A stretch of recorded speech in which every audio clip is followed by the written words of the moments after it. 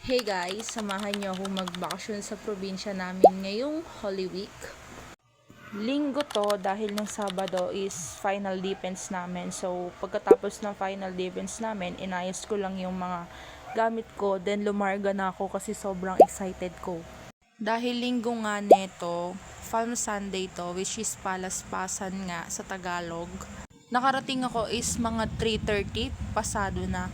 Sakto, 4 yung start ng misa, kaya nagsimba muna kami dyan dalawa. Kasama ko yung pinsan ko na maliit.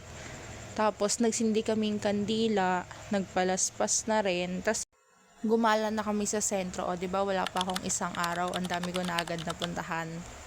OA naman sa marami, nak.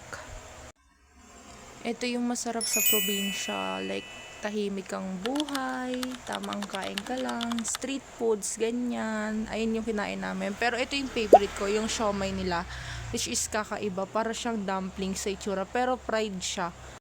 3.20 yan dito sa amin. So, 5:46 p.m. na yan. Pero, parang ang aga-aga pa.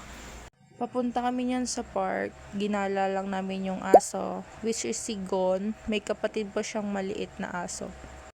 Ganito yung mga gusto kong buhay malayo sa stress, malayo sa research namin, which is tapos naman na. Ayan, nakaupo lang ako. Wala naman kasi akong ginagawa, so nagpapahinga ako gawa ng pagod ako. Halos 24 hours yung naging biyahe ko. So, kinagabihan, dahil nakaupo nga lang ako, ayan, nabot na ako ng gabi.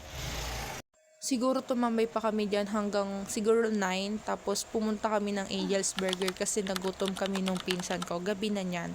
Kumain naman na kami, pero nagutom ulit. Tapos pag uwi, nagtimpla lang kami ng, hindi pala nagtimpla, nagtunaw lang kami ng tsokolate. Kakao yan, alam ko Bye-bye, yun lang.